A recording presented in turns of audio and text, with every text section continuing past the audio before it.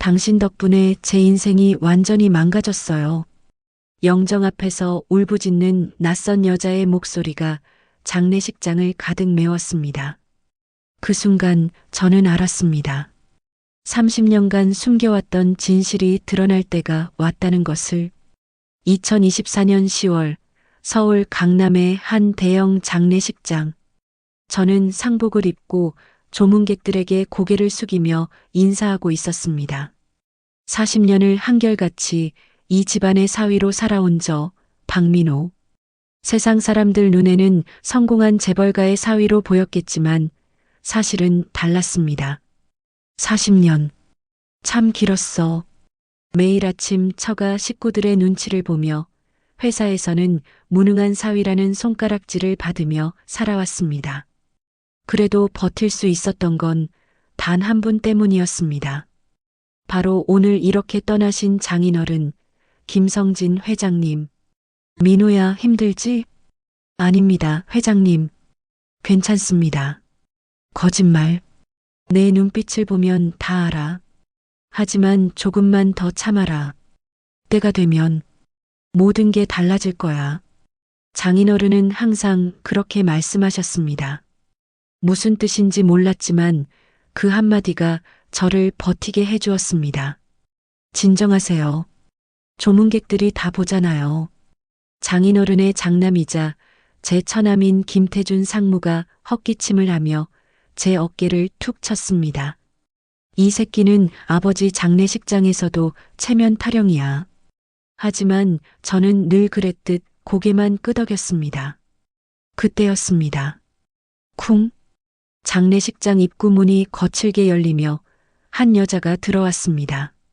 60대 중반으로 보이는 그녀는 검은색 샤넬 투피스에 진주 목걸이를 하고 있었습니다.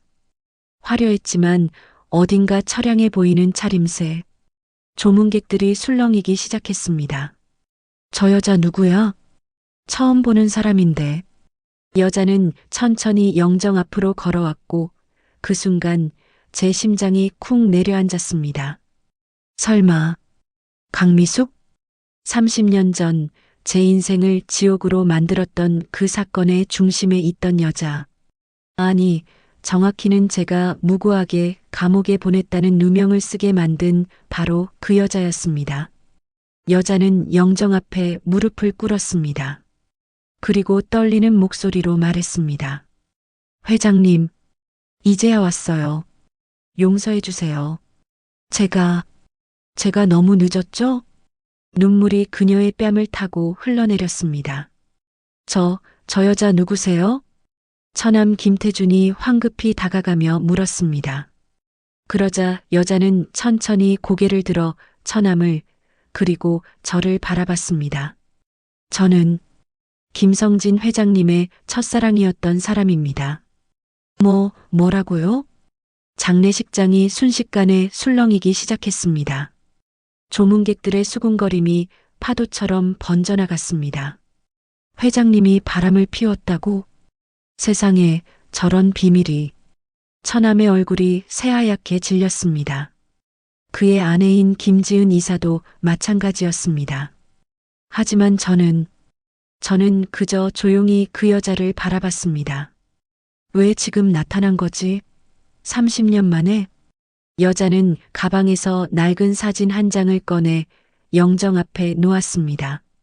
흑백 사진 속에는 젊은 시절의 장인어른과 그 여자가 함께 웃고 있었습니다. 회장님 약속했잖아요. 언젠가 모든 걸 바로잡겠다고. 그런데 왜 이렇게 먼저 가셨어요? 여자의 목소리에 절규가 섞여 들어갔습니다. 지금 당장 나가세요. 여긴 당신이 올 곳이 아니에요. 처남이 소리쳤지만 여자는 꿈쩍도 하지 않았습니다. 대신 천천히 고개를 돌려 저를 똑바로 쳐다봤습니다. 박민호 씨, 당신도 이제 알 때가 됐어요. 30년 전 그날의 진실을요. 무슨 소리를 하는 거예요? 제 목소리가 나오기도 전에 처남이 경비원들을 불렀습니다. 이 여자 당장 내보내. 경비원 2명이 다가와 여자의 팔을 잡았습니다. 여자는 끌려나가면서도 계속 저를 바라봤습니다. 회장님이 모든 걸 남겨놨어요. 당신 앞으로요. 쿵. 장례식장 문이 닫혔고 여자의 목소리가 사라졌습니다. 순간 저는 주머니 속 휴대폰이 진동하는 걸 느꼈습니다. 화면을 보니 장인어른의 법률 대리인이었던 최 변호사의 문자였습니다. 회장님 유언장 개봉식이 내일 오전 10시입니다. 반드시 참석해 주십시오. 유언장. 장례식이 끝나고 조문객들이 하나둘 돌아갔습니다. 저는 빈 장례식장에 홀로 남아 영정 사진을 바라봤습니다. 장인어른, 대체 무슨 일을 꾸미신 겁니까? 영정 속 장인어른은 여전히 온화하게 미소 짓고 계셨습니다. 내일이면 모든 게 밝혀지는 건가? 30년간 묻혀있던 비밀, 그리고 한 여자의 등장으로 흔들리기 시작한 이 집안의 평화. 과연 장인어른은 저에게 무엇을 남기신 걸까요? 여러분, 다음 이야기가 궁금하시다면 구독과 좋아요 부탁드립니다. 여러분의 관심이 저에게 큰 힘이 됩니다. 그리고 댓글로 여러분의 생각을 들려주세요. 저 여자의 정체는 과연 무엇일까요? 계속 청취하시면 더욱 충격적인 진실이 드러납니다. 절대 놓치지 마세요. 다음 날 아침 10시 서울 서초동에 위치한 법무법인 정도의 회의실, 장인어른의 유언장 개봉식이 열리는 곳이었습니다. 회의실 안은 이미 처가 식구들로 가득 차 있었습니다. 처남 김태준, 그의 아내 박지은, 그리고 장인어른의 막내딸이자 제 아내인 김수진까지 모두들 긴장한 표정으로 앉아 있었습니다. 아버지가 대체 뭘 남기셨길래 이렇게 급하게 부른 거야? 처남이 초조하게 손톱을 물어뜯으며 중얼거렸습니다. 너희들이 기대하는 건 아닐 거야. 저는 창밖을 바라보며 생각했습니다. 어젯밤 내내 잠을 이루지 못했습니다. 그 여자 강미숙의 말이 계속 머릿속을 맴돌았습니다. 회장님이 모든 걸 남겨놨어요. 당신 앞으로요. 대체 무슨 뜻이었을까? 좋은 아침입니다. 최 변호사가 서류 가방을 들고 들어왔습니다. 60대 중반의 그는 30년 넘게 장인어른의 법률 업무를 담당해온 인물이었습니다. 바쁘신 와중에 모두 참석해 주셔서 감사합니다. 그럼 고 김성진 회장님의 유언장 개봉을 시작하겠습니다. 최 변호사가 봉투를 꺼내 조심스럽게 개봉했습니다. 회의실의 모든 시선이 그의 손끝에 집중되었습니다. 변호사가 유언장을 펼쳐 읽기 시작했습니다. 나 김성진은 정신이 온전한 상태에서 이 유언장을 작성한다. 먼저 내 장례는 간소하게 치러주길 바란다. 처남이 안절부절 못하며 다리를 떨었습니다. 그리고 내가 평생 일궈온 성진그룹의 모든 주식과 재산은. 회의실의 공기가 팽팽하게 조여들었습니다. 사위 박민호에게 전액 상속한다. 뭐라고요? 처남이 벌떡 일어서며 소리쳤습니다. 처제 박지은도 믿을 수 없다는 표정으로 입을 벌렸습니다. 이게 무슨 소리예요? 최 변호사님, 유언장은 법적으로 완벽하게 작성되었습니다. 공증까지 마친 상태입니다. 최 변호사가 침착하게 답했습니다. 저는 그저 멍하니 앉아 있었습니다. 장인어른, 대체 왜? 말도 안 돼. 아버지가 정신이 온전한 상태였을 리 없어. 이건 분명 사기야. 처남이 책상을 쾅 내리쳤습니다. 김태준 상무님, 회장님께서는 돌아가시기 한 달 전까지도 정신이 매우 또렷하셨습니다. 그리고 이 유언장에는 한 가지 조건이 더 붙어 있습니다. 조건? 최 변호사가 다시 유언장을 들여다봤습니다. 단 박민호는 이 재산을 상속받기 전에 반드시 그 진실을 밝혀야 한다. 30년 전의 진실을. 순간 회의실의 모든 시선이 저에게 쏠렸습니다. 30년 전? 무슨 소리야, 매형? 처남이 저를 노려봤습니다. 이제 시작이구나. 잘 모르겠습니다. 저는 최대한 담담하게 대답했습니다. 거짓말. 분명 당신이 아버지를 속인 거야. 어제 그 여자도 당신 공범이지? 처남이 제 멱살을 잡으려는 순간 회의실 문이 열렸습니다. 쿵. 어제 그 여자 강미숙이 나타났습니다. 하지만 혼자가 아니었습니다. 40대 중반으로 보이는 남자가 함께 들어왔습니다. 누구세요? 최 변호사가 당황하며 물었습니다. 여자는 천천히 입을 열었습니다. 제 소개가 늦었네요. 저는 강미숙입니다. 그리고 이쪽은 제 아들 강준혁입니다. 아들? 네. 김성진 회장님의 친아들이기도 하고요. 쿵. 마치 폭탄이 터진 것 같았습니다. 지금 무슨 개소리를 하는 거야? 처남이 얼굴이 새빨개져서 소리쳤습니다. 강미숙은 가방에서 서류 한 뭉치를 꺼내 탁자 위에 던졌습니다. 여기 DNA 검사 결과서가 있습니다. 김성진 회장님과 제 아들의 부자관계를 증명하는 서류죠. 이런. 최 변호사가 서류를 집어들고 확인하기 시작했습니다. 그의 얼굴이 점점 굳어갔습니다. 최 변호사님, 그게 진짜예요? 제 아내 수진이 떨리는 목소리로 물었습니다. 확인이 필요하지만 서류상으로는 문제가 없어 보입니다. 회의실이 순식간에 아수라장이 되었습니다. 아버지가 바람을 피웠다고? 그것도 사생아까지? 이건 우리 집안의 치욕이야. 저는 조용히 강준혁이라는 남자를 관찰했습니다.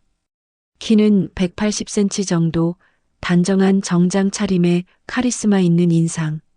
그런데 저 눈빛, 장인어른과 똑같아. 강준혁이 저와 눈이 마주쳤습니다.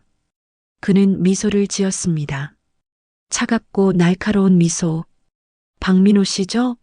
처음 뵙겠습니다. 앞으로 자주 보게 될 것 같네요. 무슨 뜻이죠? 제가 이 회사의 정당한 상속권자라는 뜻입니다.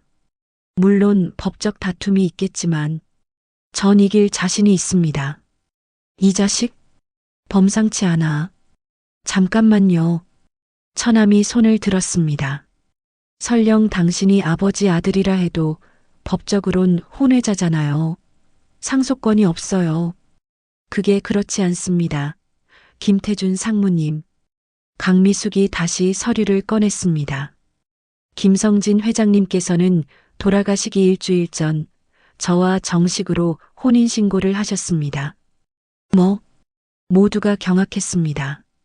그 말은 즉, 제 아들이 회장님의 적법한 배우자의 아들이 된다는 뜻입니다. 상속 순위로는 1순위죠. 쿵.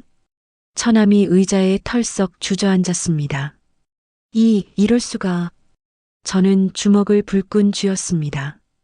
장인어른, 이게 당신의 계획이었습니까? 그때 강준혁이 저에게 다가왔습니다. 박민호 씨, 한 가지 제안이 있습니다. 제안? 당신도 저도 이 집안 사람들에게 좋은 감정은 없을 겁니다. 제 어머니 말로는 당신도 30년간 천대받으며 살았다고 들었습니다. 이 자식이 뭘 알고. 손잡읍시다. 우리 둘이 힘을 합치면 이 집안을 완전히 뒤집을 수 있습니다. 미친. 처남이 중얼거렸습니다. 저는 강준혁의 눈을 똑바로 쳐다봤습니다. 그의 눈빛에는 복수심이 가득했습니다.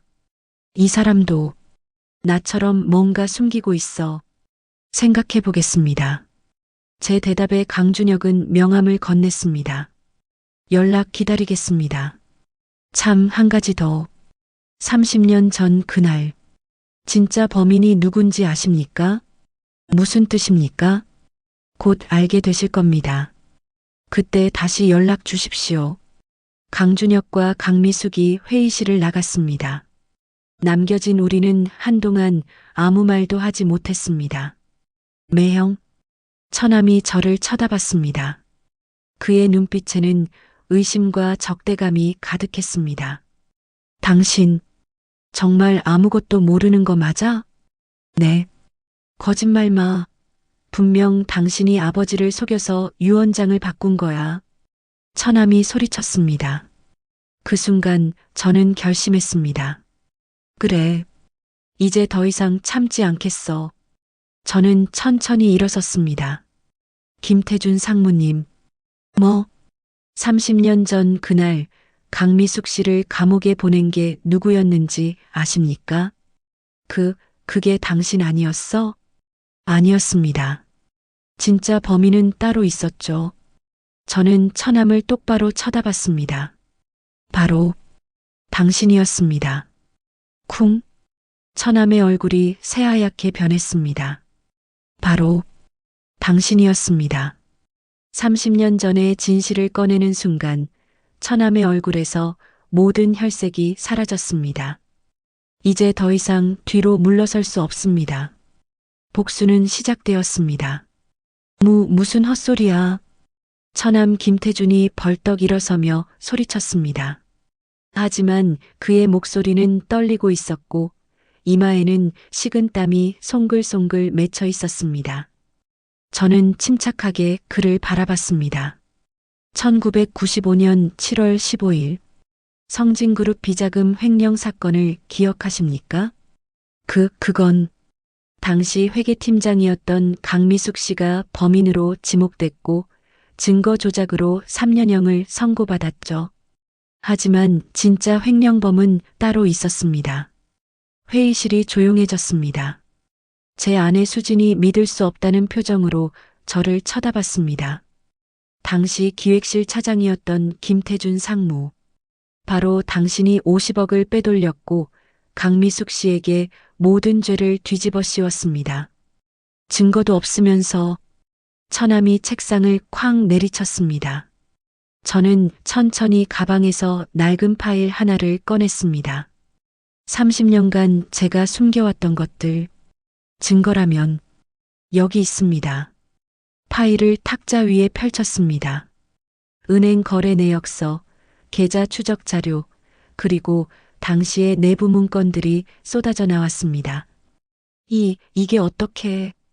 최 변호사가 서류를 집어들고 확인하기 시작했습니다.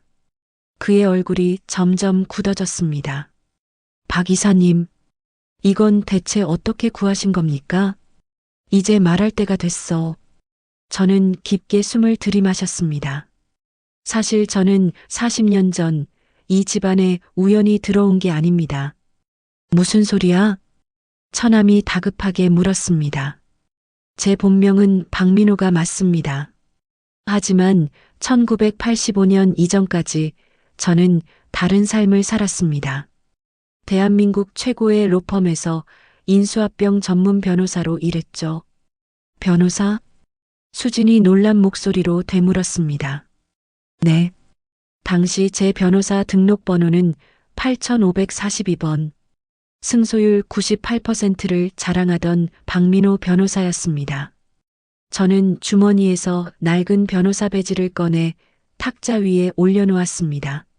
하지만 1985년 저는 모든 걸 버렸습니다.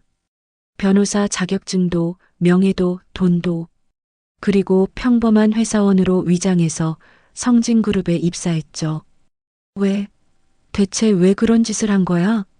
처남이 다급하게 물었습니다. 이제 진짜 이야기를 해줄까? 복수하기 위해서였습니다. 복수? 저는 천천히 입을 열었습니다. 1984년 제 아버지는 성진그룹의 협력업체 사장이었습니다. 박정수, 혹시 기억하십니까? 최 변호사의 눈이 커졌습니다. 설마 그 박정수 사장님이? 네, 제 아버지였습니다. 그리고 아버지는 당시 성진그룹의 비리를 고발하려다가 제 목소리가 떨렸습니다. 의문의 교통사고로 돌아가셨죠. 경찰은 단순 사고로 처리했지만 저는 알고 있었습니다. 그게 조작된 사고라는 것을. 회의실이 숨소리조차 들리지 않을 만큼 조용해졌습니다. 그래서 복수를 계획했습니다. 이 집안에 들어와서 모든 비리를 낱낱이 파헤치고 증거를 모으고 때가 되면 모두를 법정에 세우려고요. 미친놈. 처남이 중얼거렸습니다. 하지만 계획에 차질이 생겼습니다. 장인어른을 만나면서요. 저는 창밖을 바라봤습니다. 30년 전의 기억이 주마등처럼 스쳐갔습니다. 1985년 여름 저는 성진그룹 기획실 대리로 입사했습니다. 그리고 의도적으로 장인어른의 막내딸 수진 씨에게 접근했죠. 뭐라고? 수진의 목소리가 떨렸습니다. 미안합니다. 처음엔 정말 계산된 만남이었습니다. 하지만 저는 수진을 바라봤습니다. 시간이 지나면서 진짜로 당신을 사랑하게 됐습니다. 그게 제 계획을 망쳤죠. 거짓말. 수진의 눈에 눈물이 고였습니다. 그리고 1990년 장인어른이 저를 서재로 부르셨습니다. 그날 밤 장인어른은 모든 걸 알고 계셨다고 말씀하셨죠. 아버지가? 처남이 놀라며 물었습니다. 저는 고개를 끄덕였습니다. 네. 장인어른은 제가 누구인지, 왜 이 집안에 들어왔는지 다 알고 계셨습니다. 하지만 저를 쫓아내지 않으셨어요. 대신 이렇게 말씀하셨죠. 민호야, 내 아버지 일은 내 책임이 맞다. 하지만 나도 희생양이었어. 진짜 악당은 따로 있지. 그게 무슨, 이 회사를 좀먹는 진짜 암덩어리들을 제거하고 싶다. 나를 도와주지 않겠니? 30년이 걸려도 좋으니 함께 이 집안을 바로잡자. 그날 이후 저와 장인어른은 비밀 동맹을 맺었습니다. 겉으로는 무능한 사위와 답답한 장인의 관계를 연기하면서 뒤에서는 30년간 증거를 모았습니다. 그래서 강미숙 씨 사건도 최 변호사가 물었습니다. 네. 저는 그 사건의 진상을 알고 있었지만 때가 아니라고 판단했습니다. 더 큰 물고기를 잡기 위해 작은 희생은 감수해야 했죠. 강미숙 씨에게는 미안한 일이었습니다. 하지만 그것이 유일한 방법이었습니다. 그리고 장인어른은 비밀리에 강미숙 씨를 찾아가 모든 진실을 말씀하셨습니다. 그리고 출소 후 그녀를 도왔죠. 사업 자금도 대주시고 아들 강준혁의 교육도 책임지셨습니다. 그래서 그 사생아가 아닙니다. 제가 말을 끊었습니다. 강준혁 씨는 장인어른의 친아들이 맞습니다. 하지만 그는 단순한 상속자가 아닙니다. 장인어른께서 직접 키우신 이 집안을 바로잡을 또 다른 칼입니다. 처남의 얼굴이 점점 더 하얗게 변했습니다. 그럼 우리를 무너뜨리기 위해 30년간 준비한 거야? 정확합니다.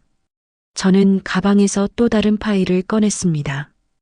여기 김태준 상무의 비리 증거가 있습니다. 1995년 횡령 사건 외에도 지난 20년간 저지른 배임, 횡령, 탈세 증거들이죠. 파일이 탁자 위에 쌓였습니다. 그리고 이쪽은 박지은 이사의 계열사 부당거래 증거, 이쪽은 인사팀장 이 전무의 채용 비리 증거들입니다. 이럴 수가. 처남이 주저앉았습니다. 30년입니다. 30년간 저는 이 집안의 모든 비리를 기록했습니다. 녹취록도 있고 이메일 증거도 있고 내부 문건도 있습니다. 저는 처남을 똑바로 쳐다봤습니다. 김태준 상무, 당신은 끝났습니다. 형, 제발.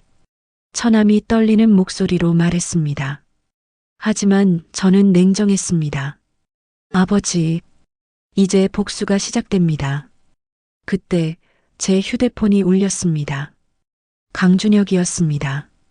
박민호 씨, 오늘 저녁 7시에 만나시죠. 보낼 게 있습니다. 강준혁?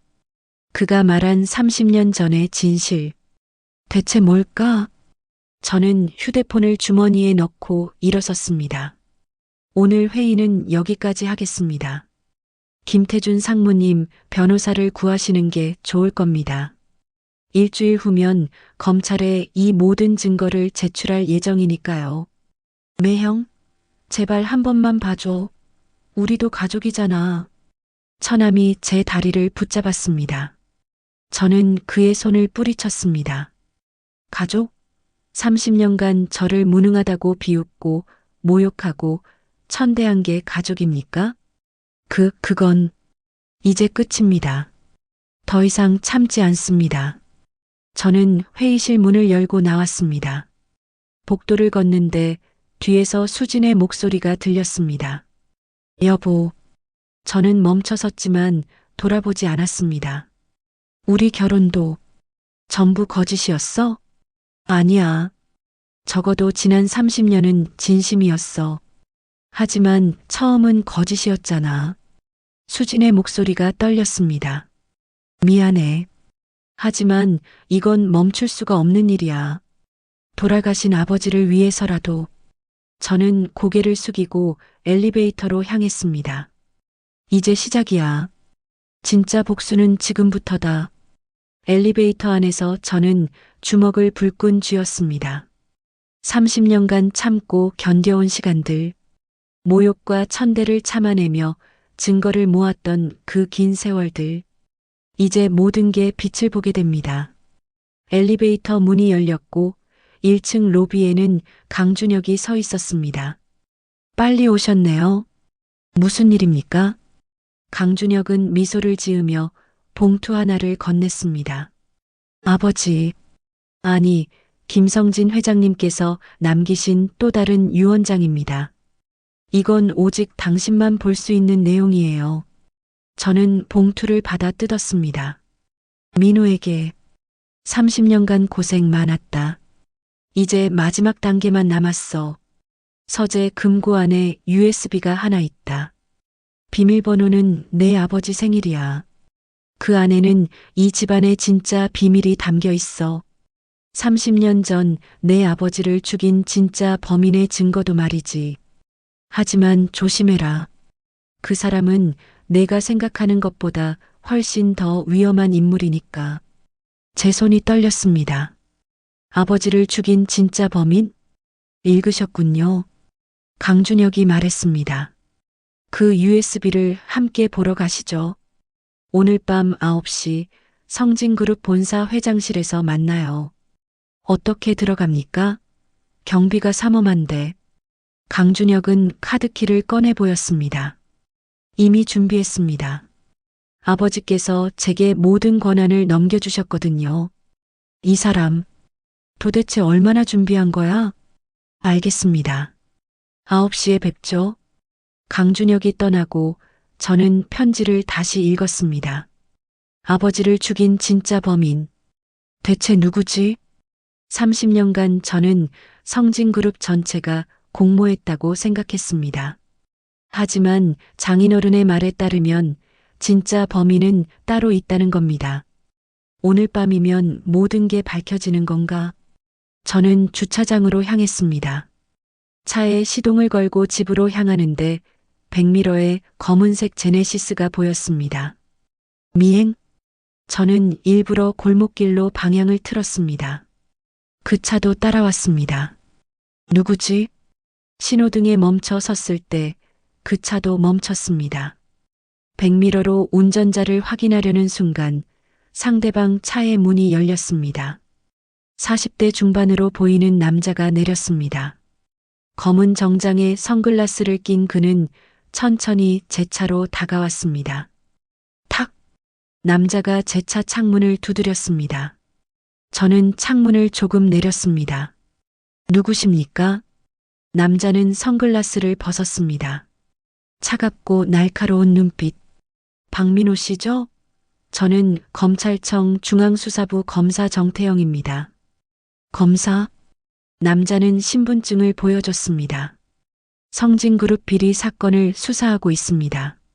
잠깐 이야기 좀 나눌 수 있을까요? 벌써 검찰이 움직였어? 제보가 들어왔습니다. 당신이 30년간 성진그룹의 비리 증거를 모았다는 누가 그런 제보자는 밝힐 수 없습니다. 하지만 우리는 당신의 협조가 필요합니다. 정 검사가 명함을 건넸습니다. 증거를 제출하시면 당신은 면책받을 수 있습니다. 생각해 보시고 연락 주십시오. 남자는 다시 차에 올라타고 떠났습니다. 저는 명함을 들여다봤습니다. 검찰이 움직였다는 건 누군가 이미 제보했다는 얘기야. 대체 누가? 휴대폰이 다시 울렸습니다. 이번엔 모르는 번호였습니다. 여보세요? 박민호 씨, 조심하세요. 낯선 남자의 목소리였습니다. 누구십니까? 그건 중요하지 않습니다. 다만 경고하고 싶어서요. 오늘 밤 회장실에 가지 마세요. 무슨 소리? 함정입니다. 강준혁을 믿지 마세요. 그는 당신이 생각하는 사람이 아닙니다. 대체 당신은? 뚝. 전화가 끊겼습니다. 저는 휴대폰을 내려다봤습니다. 함정? 강준혁을 믿지 말라고? 머릿속이 복잡해졌습니다. 30년간 준비해온 복수? 하지만 이제 모든 게 꼬이기 시작했습니다. 검찰의 등장, 익명의 경고 전화, 그리고 강준혁의 정체. 대체 무엇이 진실이고 무엇이 거짓인 거야? 저는 시동을 껐습니다. 결정을 내려야 했습니다. 오늘 밤 9시 회장실에 갈 것인가 말 것인가. 아버지를 죽인 진짜 범인을 알 수 있는 유일한 기회야. 위험하더라도 가야 해. 저는 다시 시동을 걸었습니다. 복수는 이제 멈출 수 없습니다. 당신이 찾던 진실은 이것입니다. USB를 꽂는 순간 화면에 떠오른 영상. 그 안에는 30년간 제가 알지 못했던 충격적인 진실이 담겨 있었습니다. 경비원들도 대부분 퇴근한 시간, 지하 주차장에 차를 세우고 저는 엘리베이터를 향해 걸었습니다. 정말 가는 게 맞는 걸까? 익명의 전화가 계속 머릿속을 맴돌았습니다. 하지만 이미 결심했습니다. 30년간 기다려온 진실을 알 수 있는 기회를 놓칠 수는 없었습니다. 강준혁이 준 카드키를 찍자 엘리베이터 문이 열렸습니다. 20층 회장실로 향하는 전용 엘리베이터였습니다. 엘리베이터가 올라가는 동안 저는 주머니 속 녹음기를 확인했습니다. 혹시 모를 상황에 대비해서였습니다. 조심하자. 뭔가 이상해. 20층에 도착했습니다. 엘리베이터 문이 열리자 어두운 복도가 보였습니다. 비상등만 켜져 있어 으스스한 분위기였습니다. 복도를 지나 회장실 문 앞에 섰습니다. 문틈으로 희미한 불빛이 새어나오고 있었습니다. 똑똑. 노크를 했지만 대답이 없었습니다. 저는 조심스럽게 문 손잡이를 돌렸습니다. 문이 열렸습니다. 회장실 안은 장인어른이 생전에 사용하시던 그대로였습니다. 커다란 책상, 가죽 소파, 그리고 벽면을 가득 채운 책들. 하지만 강준혁의 모습은 보이지 않았습니다. 강준혁 씨? 대답이 없었습니다. 이상한데. 그때 책상 위에 놓인 봉투가 눈에 들어왔습니다. 제 이름이 적혀 있었습니다. 봉투를 열자 짧은 메모와 함께 USB 하나가 들어 있었습니다. 박민호 씨에게 먼저 USB를 확인하세요. 그리고 서재 뒤에 비밀 금고가 있을 거예요. 그 금고를 열어보면 USB가 있어요. 비밀번호는 당신 아버지의 기일입니다. 모든 답은 그 안에 있습니다. 강준혁? 직접 만나지 않고 왜 이런 식으로? 불안감이 엄습했지만 저는 USB를 들고 책상 앞 컴퓨터로 향했습니다. 컴퓨터를 켜고 USB를 꽂았습니다. 폴더 하나가 나타났고 그 안에는 영상 파일이 하나 들어 있었습니다. 파일명 1984년 7월 3일 진실. 아버지가 돌아가신 날. 손이 떨렸습니다.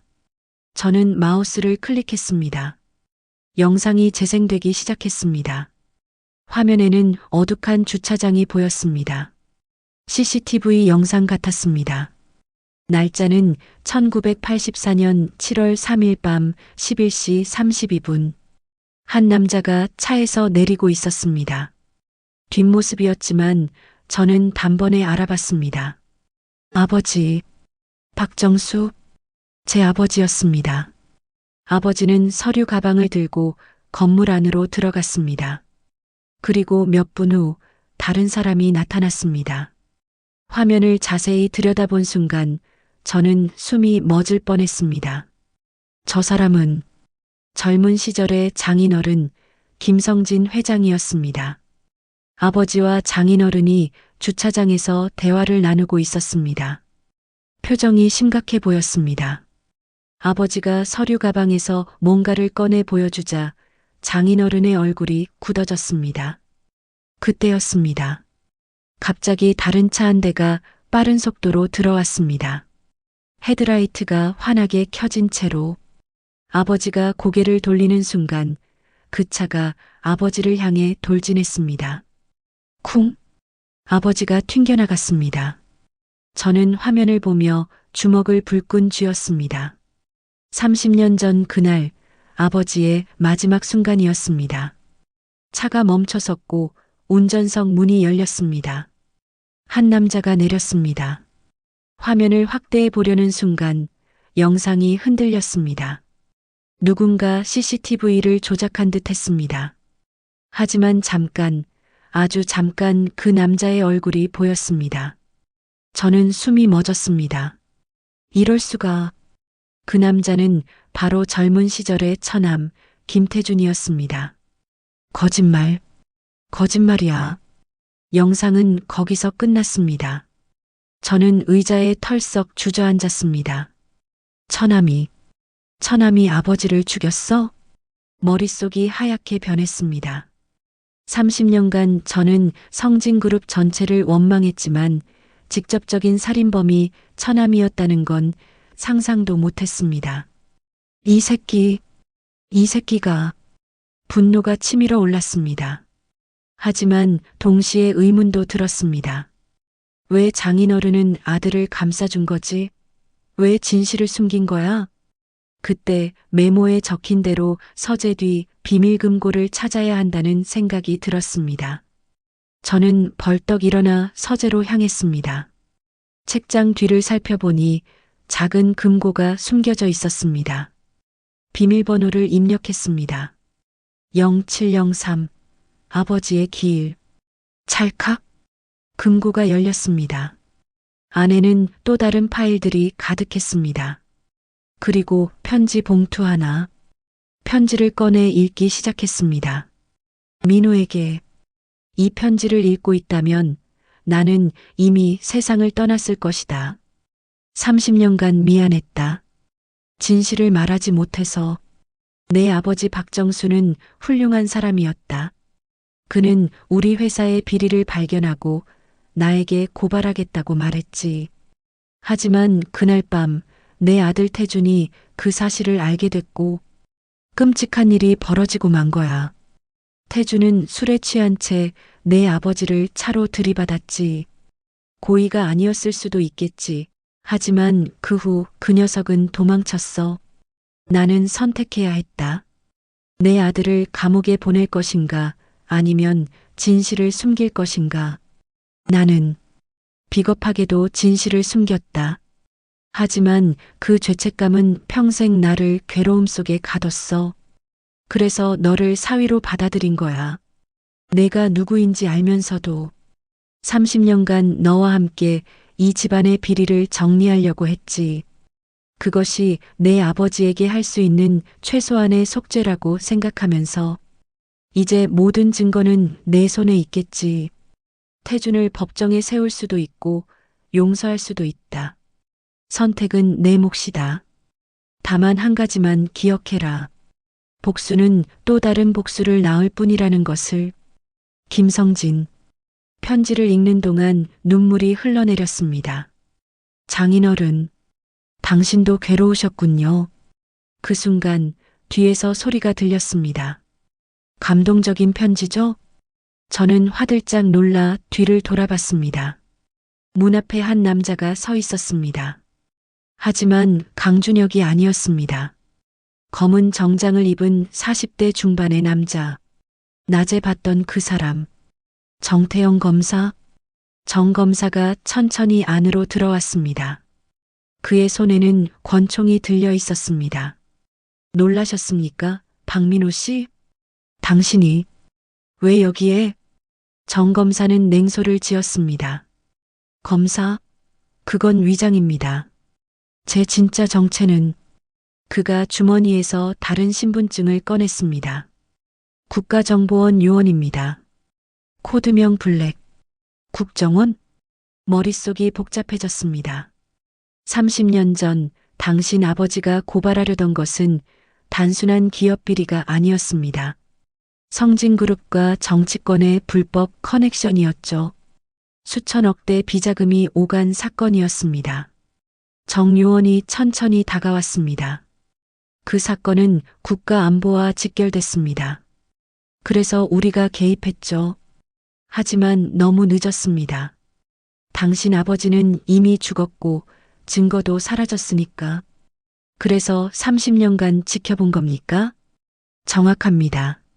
당신이 증거를 모으는 걸 지켜봤습니다. 그리고 때가 되길 기다렸죠. 정 요원이 권총을 제게 겨눴습니다. 이제 그 증거를 넘기십시오. 만약 거부하면 선택권이 없습니다. 그 순간 또 다른 목소리가 들렸습니다. 총을 내리십시오, 정 요원. 문 뒤에서 강준혁이 나타났습니다. 그의 손에도 권총이 들려 있었습니다. 강준혁? 늦어서 죄송합니다, 박민호 씨.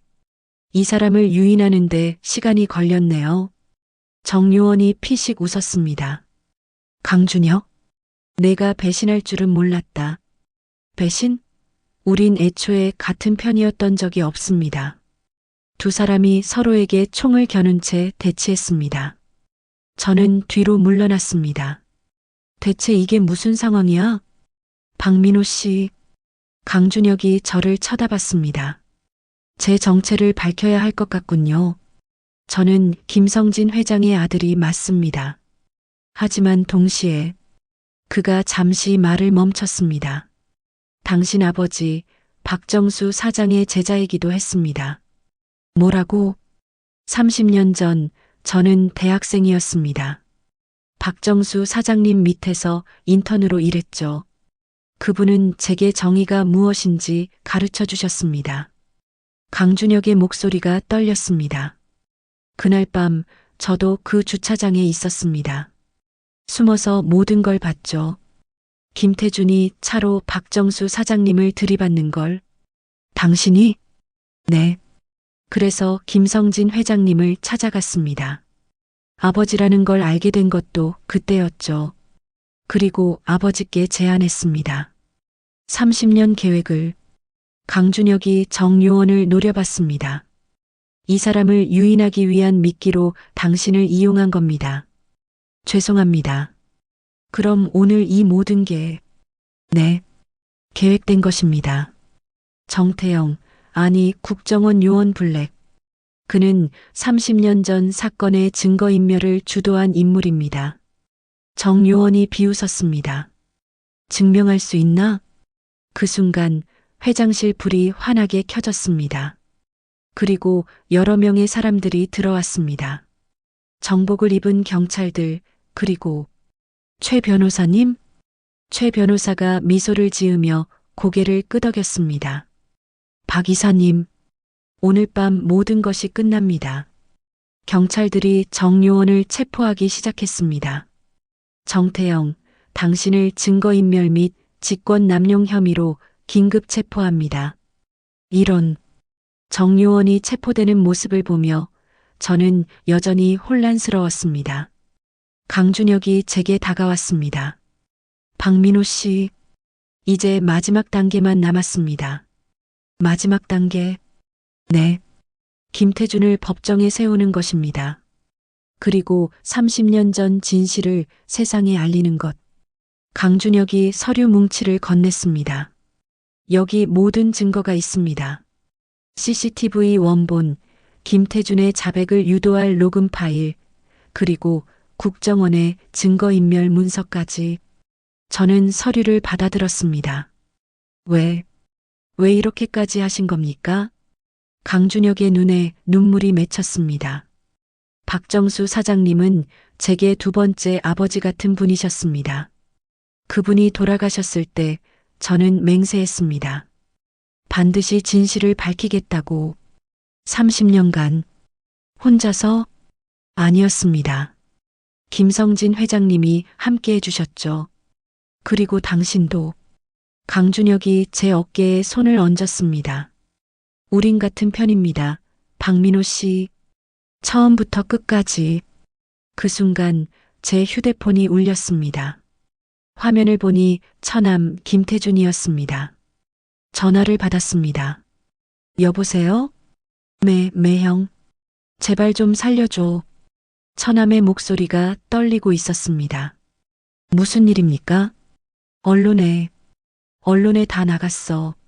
내가 30년 전에 사람을 죽였다고. 벌써? 강준혁이 미소를 지었습니다. 제가 언론에 제보했습니다. 30분 전에. 처남의 울부짖는 소리가 들렸습니다. 형, 제발 한 번만 용서해줘. 나 잘못했어. 저는 전화기를 꽉 쥐었습니다. 30년간 기다려온 순간이었습니다. 복수를 완성할 수 있는 순간. 하지만 장인어른의 편지가 떠올랐습니다. 복수는 또 다른 복수를 낳을 뿐이다. 김태준 상무. 응, 형. 내일 아침 9시까지 서울중앙지검에 자수하십시오. 그리고 모든 걸 자백하십시오. 형. 그것만이 당신이 살 길입니다. 만약 도망가려 한다면. 저는 차갑게 말했습니다. 제가 직접 찾아가겠습니다. 뚝. 전화를 끊었습니다. 강준혁이 물었습니다. 괜찮으십니까? 네. 이제 끝났습니다. 저는 창밖을 바라봤습니다. 서울의 야경이 반짝이고 있었습니다. 30년. 정말 긴 시간이었습니다. 아버지, 이제 편히 쉬세요. 그런데 그 순간 회장실 문이 다시 열렸습니다. 이번엔 예상치 못한 사람이었습니다. 강미숙이었습니다. 강 여사님? 강미숙은 심각한 표정으로 저를 바라봤습니다. 박민호 씨, 아직 끝나지 않았어요. 무슨 말씀이세요? 김태준은 혼자가 아니었습니다. 예. 강미숙이 서류 한 장을 꺼냈습니다. 30년 전 그날 밤 또 다른 공범이 있었습니다. 그리고 그 사람은 아직도 성진그룹에 있습니다. 저는 서류를 받아 읽기 시작했습니다. 그리고 그 이름을 본 순간 온몸이 얼어붙었습니다. 이럴 수가.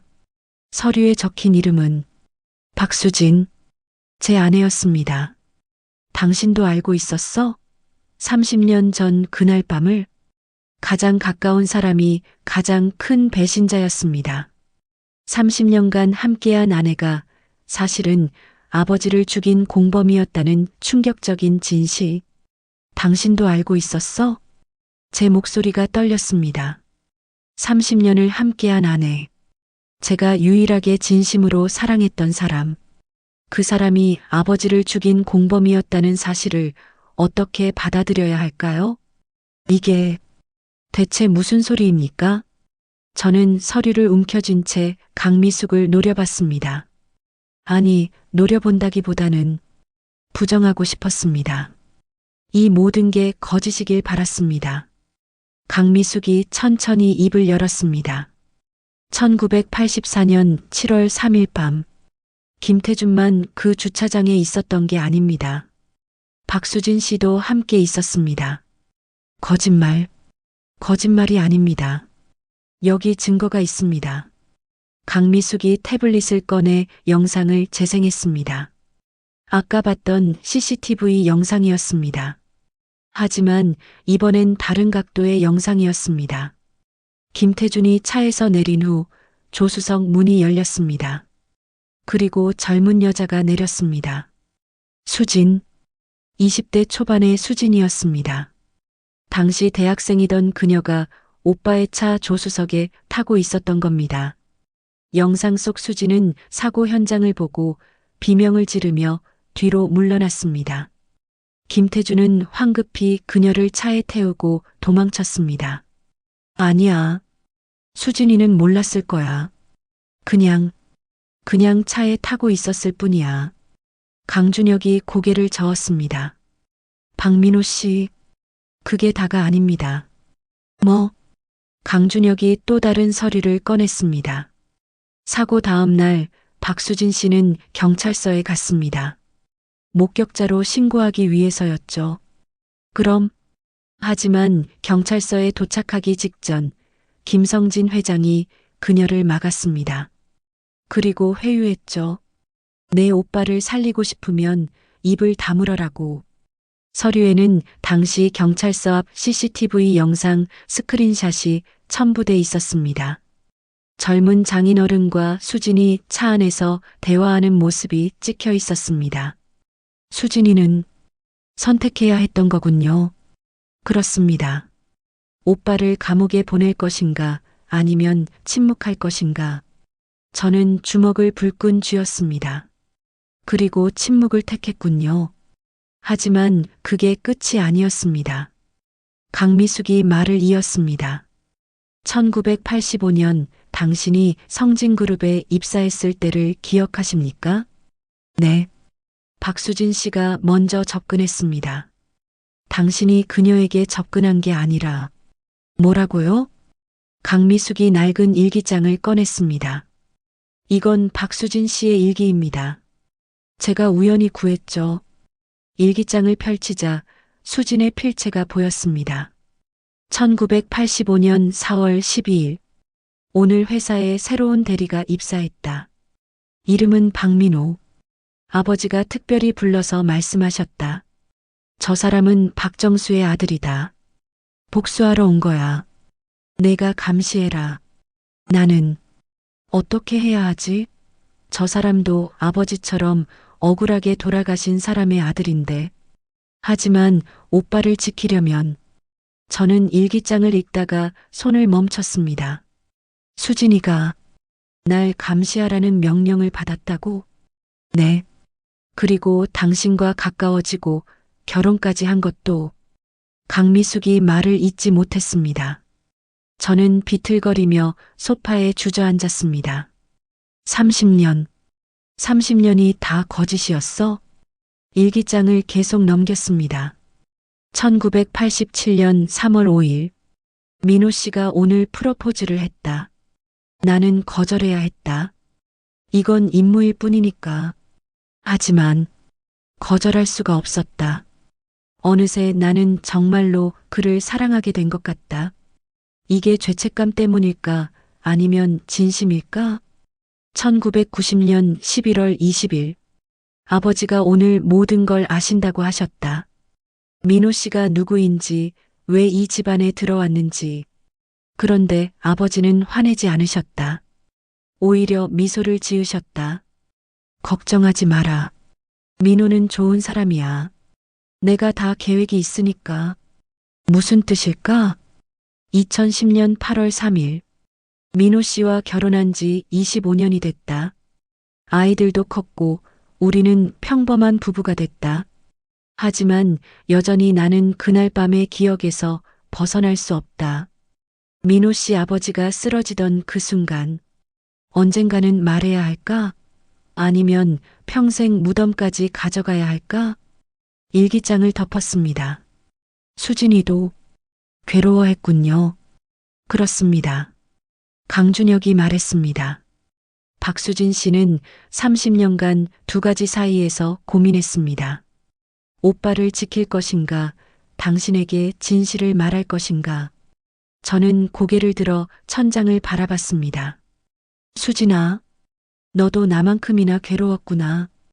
분노가 치밀어 오르면서도 동시에 연민이 느껴졌습니다. 박민호 씨, 최 변호사가 조심스럽게 말을 걸었습니다. 어떻게 하시겠습니까? 박수진 씨도 공범으로 고발하시겠습니까? 저는 대답하지 못했습니다. 법적으로는 수진도 방조죄, 증거인멸죄로 처벌받을 수 있었습니다. 하지만 30년을 함께 산 사람을 감옥에 보낼 수 있을까? 그때 제 휴대폰이 울렸습니다. 수진이었습니다. 저는 한참을 망설이다 전화를 받았습니다. 여보세요. 여보, 어디야? 수진의 목소리는 평소와 다름없이 차분했습니다. 하지만 그 속에 떨림이 섞여 있었습니다. 회사에 볼 일이 있어서. 그래. 뉴스 봤어? 응. 오빠가 자수하기로 했대. 알고 있어. 잠시 침묵이 흘렀습니다. 여보, 나 할 말이 있어. 나도 할 말이 있어. 지금 집에 올 수 있어? 지금 집으로 갈게. 전화를 끊었습니다. 강준혁이 물었습니다. 가시는 겁니까? 네. 마지막으로 얼굴을 봐야겠습니다. 조심하십시오. 박수진 씨가 어떻게 나올지 모릅니다. 저는 고개를 끄덕이고 회장실을 나섰습니다. 집으로 가는 차 안에서 저는 계속 생각했습니다. 수진이를 용서할 수 있을까? 아니면 법정에 세워야 할까? 30분 후 집에 도착했습니다. 거실 불이 켜져 있었습니다. 수진이 소파에 앉아 있었습니다. 왔어? 응. 저는 현관문을 닫고 거실로 들어갔습니다. 수진은 손에 와인잔을 들고 있었습니다. 평소에는 술을 거의 안 마시는 사람이었는데, 앉아. 저는 수진 맞은편 소파에 앉았습니다. 한동안 아무도 말이 없었습니다. 여보, 수진이 먼저 입을 열었습니다. 다 알고 있지? 응, 알고 있어. 30년 전 그날 밤, 내가 차에 타고 있었던 거. 수진의 눈에 눈물이 고였습니다. 미안해. 진짜 미안해. 30년간 거짓말하고 살아서. 수진이 와인잔을 내려놓고 얼굴을 손으로 가렸습니다. 하지만 나는 정말 당신을 사랑했어. 처음엔 아니었을지 몰라도 시간이 지나면서 진심이 됐어. 알고 있고 믿어. 제 목소리도 떨렸습니다. 일기장을 봤어. 당신도 괴로워했다는 거. 수진이 고개를 들었습니다. 일기장을? 어떻게? 강미숙 씨가 갖고 있어서. 그래. 수진이 쓴웃음을 지었습니다. 그 사람, 다 알고 있었구나. 수진아. 저는 수진의 눈을 똑바로 쳐다봤습니다. 왜 말하지 않았어? 25년 전에도 15년 전에도 기회는 많았잖아. 무서웠어. 수진의 목소리가 떨렸습니다. 당신이 날 떠날까봐. 당신이 날 미워할까봐. 그리고 수진이 눈물을 흘렸습니다. 오빠가 감옥에 갈까봐. 나는 비겁한 사람이야. 저는 아무 말도 할 수 없었습니다. 여보, 수진이 제 손을 잡았습니다. 날 용서해달라는 건 아니야. 그럴 자격도 없어. 하지만 수진이 가방에서 서류 봉투를 꺼냈습니다. 이건 이혼 서류야. 이미 내 사인은 다 했어. 당신 사인만 하면 돼. 수진아. 그리고 이건. 수진이 또 다른 서류를 꺼냈습니다. 내 자백서야. 30년 전 그날 밤 내가 목격자였다는 것. 그리고 침묵한 것. 모두 적었어. 왜? 속죄하고 싶어서. 당신 아버지에게 그리고 당신에게. 수진이 자백서를 제 앞에 놓았습니다. 내일 아침 오빠랑 같이 자수할 거야. 이제 더 이상 도망치고 싶지 않아. 저는 자백서를 집어들었습니다. 수진의 필체로 빼곡하게 적혀 있었습니다. 수진아, 정말 그럴 거야? 응, 결심했어. 수진이 일어섰습니다. 우리 딸들에게는 내가 직접 말할게. 엄마가 왜 감옥에 가야 하는지 애들도 알고 있어? 아니, 모를 거야.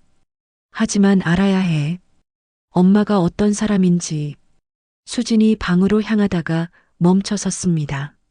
여보, 마지막으로 한 가지만 물어봐도 돼? 뭔데? 당신은 날 사랑했어? 진짜로? 저는 잠시 망설였습니다. 그리고 천천히 대답했습니다. 처음엔 아니었고, 복수를 위한 계산이었지. 수진의 어깨가 떨렸습니다. 하지만 저는 일어나 수진에게 다가갔습니다. 시간이 지나면서 진심이 됐어. 당신처럼. 수진이 돌아서며 저를 안았습니다. 고마워. 그 말이라도 들을 수 있어서. 우리는 한동안 그렇게 서 있었습니다. 30년간 함께한 부부. 하지만 30년간 비밀을 품고 살았던 두 사람. 이제 모든 게 끝나가고 있었습니다. 다음 날 아침, 수진과 김태준은 약속대로 서울중앙지검에 자수했습니다. 저는 지검 앞에 서서 그들이 들어가는 모습을 지켜봤습니다. 수진이 지검 건물로 들어가기 전 마지막으로 저를 돌아봤습니다. 그리고 입모양으로 말했습니다. 사랑해. 저는 고개를 끄덕였습니다. 수진과 김태준이 건물 안으로 사라졌습니다. 끝났습니다. 옆에서 강준혁이 말했습니다. 30년간의 싸움이 드디어 끝났습니다. 아직 끝나지 않았습니다. 예. 저는 강준혁을 돌아봤습니다. 아직 한 명이 남았습니다. 누구 말씀이십니까? 30년 전 사건을 은폐하도록 지시한 사람. 국정원까지 동원해서 증거를 없앤 사람. 강준혁의 얼굴이 굳어졌습니다. 설마 그 사람까지 건드리시려고? 그래야 진짜로 끝나는 겁니다. 저는 주머니에서 서류 한 장을 꺼냈습니다. 이건 장인어른이 남기신 마지막 증거입니다. 서류에는 한 사람의 이름이 적혀 있었습니다. 조용필 전 국정원장, 현 대통령 안보특보. 30년 전 그는 국정원 3차장이었습니다. 그리고 성진그룹과 정치권의 불법 커넥션을 숨기기 위해 모든 증거를 인멸하도록 지시했죠. 강준혁이 고개를 저었습니다. 박민호 씨, 그 사람은 건드릴 수 없습니다. 지금 대통령의 최측근입니다. 알고 있습니다. 그럼 저는 미소를 지었습니다. 그래서 더 재미있는 거 아닙니까? 미친. 30년간 준비했습니다. 마지막까지 제대로 끝내겠습니다. 저는 휴대폰을 꺼내 전화를 걸었습니다. 여보세요. 조선일보 사회부장님이십니까? 네, 그런데 누구시죠? 제 이름은 박민호입니다. 30년 전 박정수 사장 교통사고 사건의 피해자 아들이고요. 아, 그 사건. 특종 드리고 싶어서 전화했습니다. 국정원이 30년간 숨겨온 비리 증거를 전부 공개하겠습니다. 정말입니까? 네. 오늘 오후 3시 프레스센터에서 기자회견을 열겠습니다. 전화를 끊었습니다. 강준혁이 어이없다는 표정으로 저를 쳐다봤습니다. 정말 하시는 겁니까? 당연하죠. 저는 하늘을 올려다봤습니다. 아버지, 이제 진짜 마지막입니다. 조금만 더 기다려주세요. 기자회견을 하루 앞두고 조용필 안보특보의 역습이 시작됩니다. 저를 제거하기 위한 음모가 펼쳐지고 모든 증거가 사라질 위기에 처합니다. 과연 저는 이 위기를 넘기고 진실을 세상에 알릴 수 있을까요? 박민호, 당신은 끝났어. 전화기 너머로 들려온 차갑고 위협적인 목소리. 그 순간 저는 알았습니다. 제가 건드려서는 안 될 선을 넘었다는 것을. 하지만 이미 늦었습니다. 복수의 마지막 카드를 꺼낸 순간 저는 돌이킬 수 없는 강을 건넌 것입니다. 기자회견을 발표한 지 2시간 후, 저는 강준혁과 함께 안전가옥으로 이동했습니다. 최 변호사가 마련해둔 서울 외곽의 작은 주택이었습니다. 여기서 오늘 밤을 보내시는 게 좋겠습니다. 최 변호사가 걱정스러운 표정으로 말했습니다. 조용필 안보특보는 위험한 인물입니다. 30년 전에도 증거인멸을 주도했고 지금도 그럴 겁니다. 알고 있습니다. 저는 가방에서 USB를 꺼내 확인했습니다. 모든 증거가 담긴 이 작은 장치, 이것만 있으면 조용필을 무너뜨릴 수 있습니다. 이 USB 복사본은 몇 개나 만들었습니까? 강준혁이 물었습니다. 3개입니다. 하나는 제가 갖고, 하나는 최 변호사님께, 그리고 마지막 하나는 어디 있습니까? 은행 금고에 보관했습니다. 잘하셨습니다. 혹시 모를 상황에 대비해야죠. 그때 제 휴대폰이 울렸습니다. 모르는 번호였습니다. 받지 마십시오. 강준혁이 제지했지만 저는 이미 전화를 받았습니다. 여보세요? 박민호 씨? 차갑고 위험 있는 목소리였습니다. 60대 정도로 들렸습니다. 누구십니까? 조용필입니다. 순간 온몸이 굳었습니다. 벌써 직접 연락을 해오다니. 기자회견 소식 들었습니다. 현명하지 못한 선택이었군요. 무슨 말씀이십니까? 30년 전 일을 들춰내는 것은 당신에게도 이롭지 않습니다. 생각을 바꾸시죠. 거절하겠습니다. 고집이 세시군요.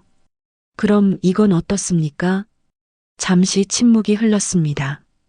당신 딸들 말입니다. 큰딸 박지연 씨는 지금 미국 보스턴에서 유학 중이죠? 그리고 둘째 박지은 씨는 서울대 의대 3학년. 제 심장이 쿵 내려앉았습니다. 딸들을 건드리지 마십시오. 건드린다고요? 천만에요. 다만 걱정돼서 말씀드리는 겁니다. 보스턴은 위험한 도시니까요. 총기 사고도 많고. 이 자식이. 말 조심하십시오. 박민호 씨. 제가 전화한 건 협상을 위해서입니다. 무슨 협상입니까? 내일 기자회견을 취소하십시오. 그리고 모든 증거를 넘기십시오. 그러면 당신과 당신 가족은 안전할 겁니다. 만약 거절하면? 조용필이 비웃었습니다. 당신은 내일 아침 뉴스에 나올 겁니다. 성진그룹 횡령주도 박민호 긴급체포라는 타이틀로요. 무슨 소리? 증거는 이미 만들어뒀습니다. 당신이 30년간 성진그룹 비자금을 횡령했다는 서류, 해외 비밀 계좌, 모든 게 준비됐습니다. 거짓 증거를? 거짓이든 진짜든 중요하지 않습니다. 언론에 터지는 순간 당신의 신뢰도는 땅에 떨어지죠. 그러면 아무도 당신 말을 믿지 않을 겁니다. 저는 주먹을 불끈 쥐었습니다. 비겁한 방법이군요. 비거? 이건 생존입니다. 박민호 씨. 30년 전에도 그랬고 지금도 마찬가지입니다. 자정까지 시간을 드리겠습니다. 그때까지 답을 주십시오. 아, 참고로 지금 당신 위치도 알고 있습니다. 놀라지 마십시오. 뚝. 전화가 끊겼습니다. 박민호 씨. 강준혁이 다급하게 말했습니다. 위치가 노출됐습니다. 지금 당장 여길 떠나야 합니다. 어떻게 알았지? 이 전화번호는. 그때 깨달았습니다. 도청? 제 휴대폰이 도청되고 있었어. 빨리 휴대폰 배터리를 빼십시오. 저는 서둘러 휴대폰 배터리를 뺐습니다. 하지만 이미 늦었습니다. 창밖으로 검은색 SUV 2대가 들어오는 게 보였습니다. 제기랄. 강준혁이 뒷문을 가리켰습니다. 저쪽으로 나가십시오. 제가 시간을 벌겠습니다. 강준혁 씨는? 걱정 마십시오. 빨리. 저는 가방을 챙겨 뒷문으로 뛰어나갔습니다. 뒤에서 차 문 여는 소리와 발소리가 들렸습니다. 건물 포위했다. 안에 몇 명이나 있나? 두세 명으로 보입니다. 제발, 강준혁 씨 무사하길. 저는 뒷골목으로 뛰어 숨었습니다. 어둠 속에서 숨을 죽이며 상황을 지켜봤습니다. 5분 후 남자들이 강준혁을 끌고 나왔습니다. 이 새끼 저항하네. 조용히 안 해? 박민호 어디 있어? 모른다고 했잖아. 강준혁이 맞는 소리가 들렸습니다. 미안합니다. 강준혁 씨. 저는 주먹을 쥔 채 그 자리를 떠났습니다. 강준혁을 구하고 싶었지만 지금은 증거를 지키는 게 우선이었습니다. 1시간 동안 뒷골목을 헤매다가 저는 24시간 PC방에 들어갔습니다. 구석자리에 앉아 USB를 컴퓨터에 꽂았습니다. 일단 파일을 클라우드에 백업해야 해. 하지만 USB를 열어보는 순간 심장이 멎는 줄 알았습니다. 파일이 없어. USB 안이 텅 비어 있었습니다. 이럴 수가. 어떻게 된 걸까? 분명히 확인했는데. 그때 문자가 한 통 왔습니다. 모르는 번호였습니다. USB 찾으십니까? 오늘 오후에 바꿔치기 했습니다. 생각보다 쉽더군요. 조용필? 이 자식? 언제? 어떻게? 그리고 기억났습니다. 직업 앞에서 수진을 배웅하고 차로 돌아올 때 가방을 잠시 차에 둔 적이 있었습니다. 그때 바꿔치기 한 거야. 절망감이 몰려왔습니다. 최 변호사에게 맡긴 USB도 위험할 수 있었습니다. 저는 서둘러 공중전화를 찾아 최 변호사에게 전화했습니다. 최 변호사님, USB 확인해 보셨습니까? 박 이사님? 지금 어디 계십니까? 걱정했습니다. USB요. 혹시 확인해 보셨습니까? 아, 그게 죄송합니다. 아까 사무실에 도둑이 들었습니다. USB를 포함한 모든 서류가 사라졌습니다. 뭐라고요? 경찰에 신고했지만 범인을 찾기는 어려울 것 같습니다. 저는 전화기를 꽉 쥐었습니다. 은행 금고. 마지막 USB가 은행 금고에 있어. 저는 택시를 잡아타고 은행으로 향했습니다. 다행히 24시간 금고 서비스가 있는 은행이었습니다. 은행에 도착해 금고실로 내려갔습니다. 직원의 안내로 제 금고 앞에 섰습니다. 비밀번호를 입력했습니다. 찰칵 금고가 열렸습니다. 하지만 그 안은 비어 있었습니다. 이럴 수가. 어떻게? 직원에게 물었습니다. 혹시 오늘 누가 이 금고를 열었습니까? 확인해 보겠습니다. 직원이 컴퓨터를 확인했습니다. 네, 오늘 오후 3시에 박민호님 본인이 방문하셔서 금고를 여셨습니다. 제가요? 저는 오늘 오후에 여기 온 적이 없는데요. 하지만 신분증과 서명이 일치했습니다. 여기 기록이 있습니다. 화면을 보니 CCTV에 저와 똑같이 생긴 사람이 찍혀 있었습니다. 대역을 쓴 거야. 완벽하게 준비했어. 저는 비틀거리며 은행 밖으로 나왔습니다. 모든 증거가 사라졌습니다. 3개의 USB 모두 사라졌습니다. 30년간 모은 증거가 하루 만에 벤치에 주저앉았습니다. 휴대폰 배터리를 다시 끼워 넣었습니다. 전화가 쏟아져 들어왔습니다. 딸들의 전화, 최 변호사의 전화, 그리고 조용필의 문자. 이제 믿으시겠습니까? 제가 30년간 이 자리를 지킨 건 이유가 있습니다.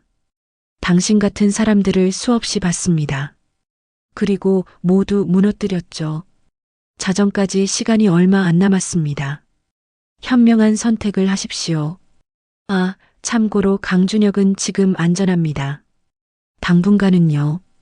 저는 고개를 떨구었습니다. 이길 수 없는 상대였어. 처음부터 30년간의 노력이 하루 만에 물거품이 됐습니다. 그때 낯선 번호로 전화가 왔습니다. 받아야 할까 말아야 할까 고민하다가 받았습니다. 여보세요? 박민호 씨? 여자의 목소리였습니다. 낯익은 목소리. 누구십니까? 강미숙입니다. 강미숙 씨, 지금 어디 계십니까? 위험합니다. 제가 있는 곳으로 오십시오. 하지만 주소 문자로 보내드리겠습니다. 30분 안에 오십시오. 그리고 아무도 믿지 마십시오. 아무도요. 전화가 끊겼습니다. 곧 주소가 문자로 왔습니다. 인천의 한 창고 주소였습니다. 또 함정일까? 아니면 진짜 도움을 주려는 걸까? 하지만 선택의 여지가 없었습니다. 지푸라기라도 잡아야 하는 상황이었습니다. 저는 택시를 타고 인천으로 향했습니다. 1시간 후 외딴 창고 앞에 도착했습니다. 낡고 으스스한 건물이었습니다. 정말 들어가도 될까? 하지만 저는 문을 밀고 들어갔습니다. 창고 안은 어둡고 텅 비어 있었습니다. 하지만 안쪽에 불빛이 보였습니다. 강미숙 씨? 걸어가는데 갑자기 뒤에서 소리가 들렸습니다. 쿵! 머리에 충격이 가해졌고 저는 그대로 쓰러졌습니다. 의식이 흐려지는 가운데 누군가의 목소리가 들렸습니다. 수고했네. 이제 이 사람도 처리하면 끝이야. 알겠습니다. 끝인가? 저는 눈을 감았습니다. 얼마나 시간이 흘렀을까? 차갑고 딱딱한 바닥의 감촉에 정신이 들었습니다. 눈을 뜨니 여전히 창고 안이었습니다. 하지만 이번엔 의자에 묶여 있었습니다. 정신 차렸나? 앞에 한 남자가 서 있었습니다. 50대 중반 정장을 입고 냉소를 띤 얼굴. 누구? 내 소개가 늦었군. 나는 조용필의 오른팔 김석철이야. 남자가 의자를 끌어 제 앞에 앉았습니다. 30년 전에도 증거인멸을 도왔지. 그리고 오늘도 마찬가지고. 왜 이러는 겁니까? 왜긴 왜야. 질서를 지키려고. 김석철이 담배에 불을 붙였습니다. 이 나라에는 질서가 있어. 감히 건드려선 안 될 사람들이 있지. 조용필 안보특보는 그중 한 명이고 정의는? 정혜. 김석철이 비웃었습니다. 정의는 힘 있는 자가 만드는 거야. 너처럼 약한 놈이 아니라. 자, 이제 선택해. 조용히 사라질래? 아니면 고통스럽게 사라질래? 김석철이 권총을 꺼내 제 이마에 겨눴습니다. 이렇게 끝나는 건가? 30년의 복수가. 저는 눈을 감았습니다. 그 순간 퍽! 총소리가 아니라 둔탁한 소리가 들렸습니다. 눈을 뜨니 김석철이 바닥에 쓰러져 있었습니다. 그리고 그 뒤에 강미숙이 쇠파이프를 들고 서 있었습니다. 미안해요. 늦었죠? 강미숙 씨. 강미숙이 재빨리 제 묶인 밧줄을 풀어줬습니다. 빨리 나가야 해요. 곧 더 올 겁니다. 고맙습니다. 그런데 어떻게? 나중에 설명할게요. 일단 살고 봐야죠. 우리는 창고를 빠져나왔습니다. 밖에는 강미숙의 차가 대기하고 있었습니다. 타요. 차에 타자마자 강미숙이 엑셀을 밟았습니다. 한참을 달리다가 안전한 곳에 차를 세웠습니다. 괜찮으세요? 네. 고맙습니다. 하지만 어떻게 제가 거기 있는 걸 아셨습니까? 강미숙이 휴대폰을 보여줬습니다. 추적 앱을 설치해뒀어요. 당신이 위험할 것 같아서. 그리고 이거. 강미숙이 USB 하나를 꺼냈습니다. 이게 4번째 백업입니다. 김성진 회장님이 제게 맡기셨어요. 만약의 사태에 대비해서라고 하시면서요. 제 손이 떨렸습니다. 아직 기회가 남아 있습니까? 네. 하지만 시간이 없어요. 자정까지 1시간밖에 안 남았어요. 저는 USB를 꼭 쥐었습니다. 아직 끝나지 않았어. 모든 걸 걸겠습니다. 마지막 승부를. 네 번째 USB를 손에 넣은 저는 최후의 반격을 준비합니다. 자정 생방송 뉴스 스튜디오에 난입한 저는 대한민국 전체의 진실을 폭로하기 시작하는데, 과연 조용필의 마지막 저항을 뚫고 진실을 밝힐 수 있을까요? 지금부터 대한민국 국민 여러분께 30년간 숨겨진 진실을 말씀드리겠습니다. 생방송 뉴스 스튜디오. 전국에 송출되는 카메라 앞. 저는 마지막 카드를 꺼냈습니다. 30년간 준비해온 모든 것을 쏟아부을 순간이었습니다. 밤 11시 20분. 강미숙의 차 안에서 저는 USB를 노트북에 연결했습니다. 파일들이 하나씩 열렸습니다. 다 있습니다. 모든 증거가. CCTV 영상, 녹취록, 문서들. 30년 전 사건의 모든 진실이 담겨 있었습니다. 어떻게 하실 겁니까? 강미숙이 물었습니다. 기자회견은 이미 취소됐고 언론사들도 조용필의 압력을 받았을 겁니다. 압력을 받지 않은 곳으로 가야죠. 어디요? 저는 화면을 켰습니다. MBS 뉴스 생방송이었습니다. 생방송 스튜디오입니다. 미쳤어요? 경비가 삼엄한데 어떻게 들어갑니까? 방법이 있습니다. 저는 휴대폰을 꺼내 전화를 걸었습니다. 여보세요, 이경민 기자님이십니까? 네, 누구시죠? 박민호입니다. 10년 전 성진그룹 비리 취재하실 때 도와드린 적 있습니다. 아, 박 이사님, 오랜만입니다. 그런데 무슨 일이시죠? 특종 드리고 싶습니다. 생방송으로. 생방송요? 무슨. 30년 전 사건의 진실입니다. 그리고 현직 대통령 안보특보의 비리까지. 전화 너머로 숨소리가 들렸습니다. 지금 농담하시는 겁니까? 30분 후 MBS 뉴스 스튜디오 앞에서 만나 주십시오. 증거 전부 갖고 있습니다. 하지만 이건 생방송 중에 난입하자는 거잖아요. 네. 그것만이 유일한 방법입니다. 잠시 침묵이 흘렀습니다. 알겠습니다. 30분 후에 뵙죠. 하지만 제가 책임질 순 없습니다. 알고 있습니다. 정말 하시는 겁니까? 강미숙이 걱정스럽게 물었습니다. 30년을 준비했습니다. 마지막까지 제대로 끝내야죠. 강미숙이 시동을 걸었습니다. 그럼 가죠. 여의도로. 밤 11시 50분. MBS 본사 건물 앞. 이경민 기자가 기다리고 있었습니다. 박 이사님, 기자님 고맙습니다. 증거 먼저 보여주시죠. 저는 노트북을 열어 영상을 재생했습니다. 30년 전 그날 밤의 CCTV 영상. 이경민 기자의 눈이 커졌습니다. 이게 진짜입니까? 네. 그리고 이건 조용필 안보특보가 증거인멸을 지시한 녹취록입니다.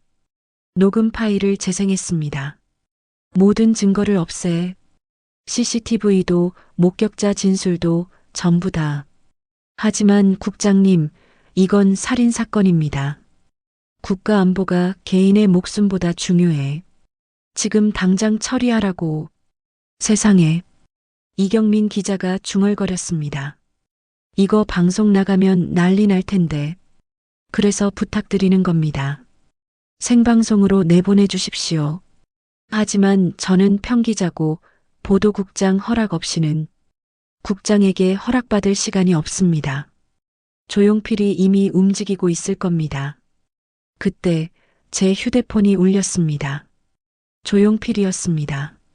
받아보겠습니다. 여보세요. 박민호. 지금 MBS 건물 앞에 있지? 카메라 보이나? 내가 다 보고 있어. 주변을 둘러보니 CCTV가 저를 향하고 있었습니다. 마지막으로 경고한다. 그 건물 안에 들어가는 순간 너와 내 가족은 끝이야. 협박은 이제 지겹습니다. 협박? 이건 예고야. 지금 당장 내 딸 박지연 보스턴 아파트 앞에 우리 사람이 서 있어. 심장이 쿵 내려앉았습니다. 딸한테 손대지 마. 그럼 그 USB를 버려. 지금 당장. 저는 USB를 꽉 쥐었습니다. 30년간 준비해온 복수. 하지만 딸의 목숨과 바꿀 순 없었습니다. 어떻게 해야 하지? 그때 강미숙이 제 어깨에 손을 얹었습니다. 박민호 씨, 제게 생각이 있어요. 예. 강미숙이 휴대폰을 꺼내 누군가에게 전화했습니다. 준혁아, 나야. 지금 보스턴 쪽 연락 가능해? 엄마, 무슨 일이야? 박지연 씨 지금 당장 안전한 곳으로 옮겨줘. 위험해. 알겠어. 내가 아는 사람한테 부탁할게. 전화를 끊고 강미숙이 말했습니다. 제 아들이 보스턴에 친구가 있어요. FBI 요원이죠. 따님을 보호할 겁니다. 고맙습니다. 저는 다시 조용필에게 말했습니다. 더 이상 협박은 통하지 않습니다. 이 미친놈이 30년 전 당신이 저지른 죄를 이제 온 국민이 알게 될 겁니다. 후회할 거야, 박민호. 뚝. 전화를 끊었습니다. 이경민 기자가 결심한 듯 고개를 끄덕였습니다. 알겠습니다. 해보죠. 하지만 5분밖에 시간을 못 드립니다. 그 후엔 경비가 들이닥칠 테니까요. 충분합니다. 우리는 건물 안으로 들어갔습니다.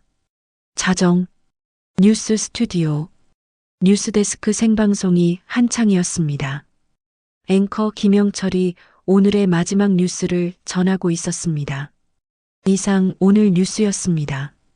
시청해 주셔서 그 순간 스튜디오 문이 벌컥 열렸습니다. 저와 이경민 기자가 들어왔습니다. 잠깐만요. 이경민 기자가 소리쳤습니다. 긴급 제보가 들어왔습니다. 뭐야? 앵커 김영철이 당황했습니다. 부조정실도 패닉에 빠졌습니다. 광고 내보내. 지금 당장. 하지만 이경민 기자가 제 팔을 잡고 앵커 책상 앞으로 끌고 갔습니다. 이분은 박민호 씨입니다.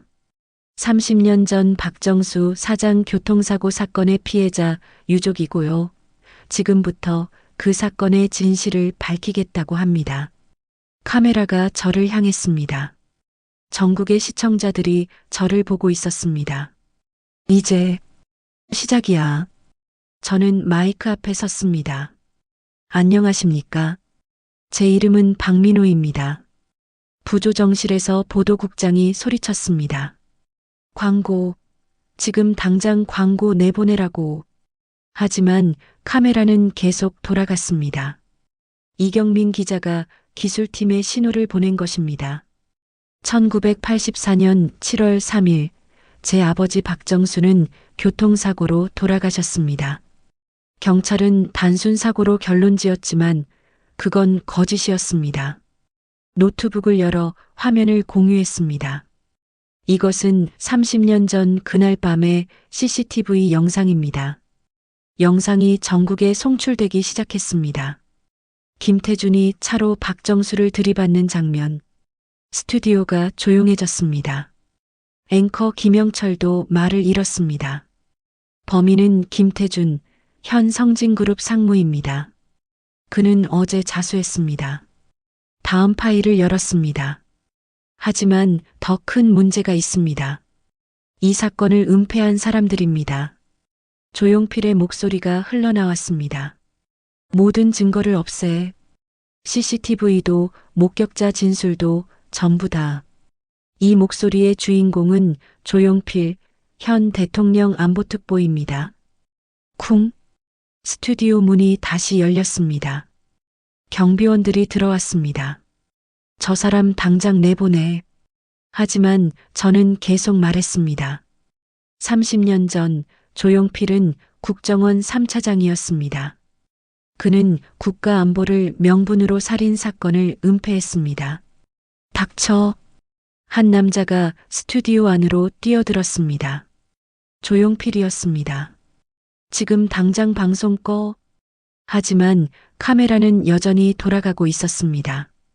조용필의 얼굴이 전국에 송출됐습니다. 당신, 조용필이 저에게 다가왔습니다. 어떻게 감히? 조용필 안보특보님, 저는 침착하게 말했습니다. 지금 전국에 생방송되고 있습니다. 폭력을 쓰시겠습니까? 조용필이 멈춰 섰습니다. 그의 얼굴이 카메라에 클로즈업 됐습니다. 국민 여러분, 저는 카메라를 똑바로 쳐다봤습니다. 30년간 이 사람은 권력을 이용해 진실을 숨겼습니다. 그리고 앞으로도 그럴 것입니다. 우리가 막지 않는다면 이 자식이. 조용필이 주먹을 들었습니다. 바로 그 순간 쿵, 스튜디오 문이 또 열렸습니다. 이번엔 경찰들이었습니다. 그리고 그 앞에는 검찰총장님? 검찰총장 이재명이 들어왔습니다. 조용필 안보특보. 검찰총장이 차갑게 말했습니다. 증거인멸 및 직권남용 혐의로 긴급 체포합니다. 뭐? 조용필이 믿을 수 없다는 표정을 지었습니다. 검찰총장, 당신이 감히 나를? 대통령께서 직접 지시하셨습니다. 철저히 조사하라고. 대통령이? 조용필의 얼굴이 새하얗게 변했습니다. 방금 생방송 보셨습니다. 더 이상 당신을 보호할 수 없다고 하시더군요. 경찰들이 조용필에게 수갑을 채웠습니다. 이럴 수가. 30년을 충성했는데. 조용필이 끌려가며 저를 노려봤습니다. 박민호, 이게 끝이 아니야. 아니, 끝입니다. 저는 차갑게 말했습니다. 당신의 시대는 끝났습니다. 조용필이 끌려나갔습니다. 스튜디오가 조용해졌습니다. 앵커 김영철이 떨리는 목소리로 물었습니다. 박민호 씨, 더 하실 말씀이 있으십니까? 저는 카메라를 향해 고개를 숙였습니다. 국민 여러분께 죄송합니다. 30년간 진실을 밝히지 못해서. 눈물이 흘러내렸습니다. 그리고 아버지, 하늘을 올려다봤습니다. 이제 편히 쉬세요. 아들이 약속 지켰습니다. 생방송이 끝났습니다. 스튜디오 밖으로 나오니 강미숙과 강준혁이 기다리고 있었습니다. 수고하셨습니다. 강준혁이 악수를 청했습니다. 아니, 우리 모두의 승리입니다. 강미숙이 미소를 지었습니다. 김성진 회장님도 기뻐하실 거예요. 그때 제 휴대폰이 울렸습니다. 큰딸 지연이었습니다. 아빠, 지연아, 아빠 뉴스 봤어. 대박이야. 아빠 완전 멋있어. 딸의 밝은 목소리에 마음이 따뜻해졌습니다. 무사하니? 응. FBI 요원 아저씨가 지켜주고 있어. 근데 아빠, 진짜 30년간 준비한 거야? 그래. 대단해, 아빠. 나 아빠 정말 자랑스러워. 눈물이 또 흘렀습니다. 고맙다, 딸. 전화를 끊고 저는 밤하늘을 올려다봤습니다. 별이 유난히 밝게 빛나고 있었습니다. 아버지, 보고 계시죠? 그 순간 뒤에서 목소리가 들렸습니다. 민호야. 돌아보니 수진이 서 있었습니다. 수진아? 어떻게? 보석으로 나왔어. 뉴스 보고 달려왔어. 수진이 저에게 다가왔습니다. 고생 많았어. 그리고 미안해. 30년간 저는 수진을 안았습니다. 이제 다 끝났어. 우리 처음부터 다시 시작해. 정말 날 용서해 주는 거야? 우리 둘 다 피해자잖아. 이제 그 사실을 인정하고 앞으로 나아가야지. 수진이 제 품에서 울었습니다. 고마워. 정말 고마워. 우리는 한동안 그렇게 서 있었습니다. 30년간의 거짓과 고통이 끝난 순간이었습니다. 다음 날 아침, 모든 신문의 일면은 어젯밤 생방송 사건으로 도배됐습니다. 30년 만에 밝혀진 진실. 안보특보 긴급체포 박민호 씨, 복수가 아닌 정의를 위한 싸움이었다. 성진그룹 비리 전면 재조사. 검찰 특별수사팀 구성. 저는 신문을 읽으며 커피를 마셨습니다. 집 거실. 오랜만에 평화로운 아침이었습니다. 여보, 수진이 아침 식사를 차려오며 말했습니다. 이제 뭐 할 거야? 글쎄, 저는 창밖을 바라봤습니다. 일단 쉬어야겠어. 30년간 쉬지 못했으니까. 그래, 우리 여행이나 갈까? 애들이랑 같이. 좋은 생각이야. 그때 문 밖에서 초인종이 울렸습니다. 문을 열자 택배 기사가 서 있었습니다. 박민호님 맞으십니까? 네. 등기 우편입니다. 봉투를 받아들었습니다. 발신인은 김성진. 장인어른? 봉투를 뜯자 편지 한 장이 나왔습니다. 민호에게. 이 편지를 읽고 있다면 모든 게 끝났다는 뜻이겠지. 30년간 고생 많았다. 그리고 고맙다. 내가 아니었다면 나는 평생 죄책감에 시달렸을 거야. 이제 한 가지 부탁이 있다. 성진그룹을 부탁한다. 내가 바로 잡아줘. 그리고 행복하게 살아라. 그게 내 아버지가 바라는 일이기도 할 거야. 김성진. 서재 금고에 마지막 선물이 있다. 내 아버지의 일기장이야. 30년간 보관하고 있었지. 편지를 읽고 저는 눈물을 흘렸습니다.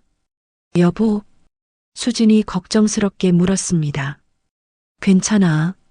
기쁜 눈물이야. 저는 서재로 향했습니다. 금고를 열자 낡은 일기장이 하나 있었습니다. 아버지의 필체였습니다. 첫 페이지를 펼쳤습니다. 1984년 1월 1일. 새해가 밝았다. 올해는 민호가 대학을 졸업하는 해다.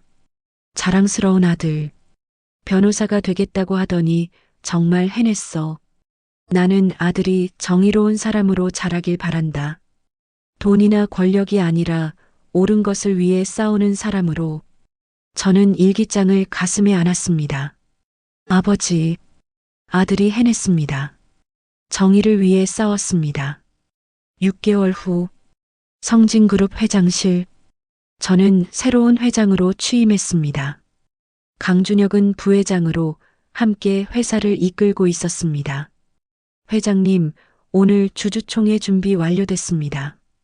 비서가 보고했습니다. 알겠습니다. 창밖을 바라보니 서울 하늘이 맑았습니다.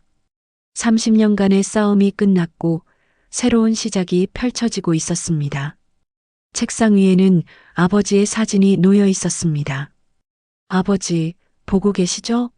아들이 회사를 바로 세우고 있습니다. 그때 강준혁이 들어왔습니다. 형님, 준비되셨습니까? 그래. 가자. 우리는 함께 주주총회장으로 향했습니다. 복수는 끝났습니다. 이제 진짜 삶이 시작되는 것입니다. 30년간의 복수가 끝났습니다. 하지만 진짜 중요한 건 복수가 아니었습니다. 진실이었습니다. 그리고 정의였습니다. 박민호는 마침내 아버지의 명예를 되찾았고 가족과의 관계도 회복했습니다. 때로는 복수보다 용서가, 증오보다 사랑이 더 큰 힘을 발휘합니다. 저는 이제 복수자가 아닙니다. 아버지의 꿈을 이루는 아들입니다. 아버지, 이제 정말 끝났습니다. 30년간의 복수가 끝난 후 저는 무릎을 꿇고 아버지의 묘 앞에서 울었습니다. 분노도 증오도 이제는 모두 내려놓을 때가 왔습니다. 진짜 삶을 시작할 시간이었습니다. 1년 후 2025년 가을. 성진그룹 회장실 창문으로 단풍이 물든 남산이 보였습니다. 계절이 바뀌듯 이 회사도 그리고 제 인생도 완전히 변해 있었습니다. 회장님, 오늘 오후 3시에 장학재단 출범식이 있습니다. 비서 김 과장이 일정을 확인해 줬습니다. 알겠습니다. 준비 다 됐죠? 네, 모든 준비 완료됐습니다. 박정수 장학재단 오늘부터 공식적으로 운영됩니다. 아버지의 이름으로. 저는 책상 위 아버지 사진을 바라봤습니다. 환하게 웃고 계신 아버지. 이제는 그 미소를 편안하게 볼 수 있었습니다. 지난 1년간 많은 것이 변했습니다. 김태준은 살인죄로 15년형을 선고받았습니다.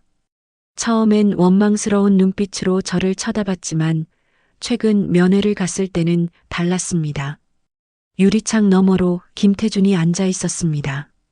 많이 야위어 있었습니다. 왔구나, 매형. 어떻게 지내십니까? 이렇게 지내지 뭐. 밥 먹고 자고 반성하고. 김태준이 쓴웃음을 지었습니다. 미안하다, 매형. 30년 전에도 그 이후에도 내가 겁쟁이였어. 감옥에 와서 많이 생각했어. 왜 그랬을까? 왜 도망쳤을까? 왜 내 인생을 망쳤을까? 김태준의 눈에 눈물이 맺혔습니다. 대답은 간단했어. 나는 비겁한 놈이었어. 아버지의 사랑을 받고 싶어서, 회사를 지키고 싶어서 내 안위만 생각했지. 저는 조용히 들었습니다. 매형, 용서해달라는 건 아니야. 용서받을 자격도 없어. 다만, 김태준이 유리창에 손을 댔습니다. 고맙다. 날 법정에 세워줘서 30년간 짊어진 죄책감에서 이제야 벗어날 수 있을 것 같아. 저도 유리창에 손을 댔습니다. 형님, 저도 미안합니다. 30년간 복수만 생각하느라 형님도 고통받고 있다는 걸 몰랐습니다. 매형, 이제 서로 용서합시다. 그게 아버지가 바라는 일일 겁니다. 김태준이 고개를 숙이며 울었습니다. 그날의 면회 이후 저는 한 달에 한 번씩 김태준을 찾아갔습니다. 처음엔 어색했지만 이제는 진짜 가족처럼 대화를 나눌 수 있게 됐습니다. 수진도 변했습니다. 그녀는 방조제로 집행유예를 선고받았습니다. 처벌은 가벼웠지만 그녀가 짊어진 심리적 짐은 무거웠습니다. 여보, 문이 열리며 수진이 들어왔습니다. 요즘 그녀는 성진그룹 사회 공헌팀장으로 일하고 있었습니다. 오늘 출범식 연설문 확인했어? 아직? 같이 볼까? 수진이 제 옆에 앉았습니다.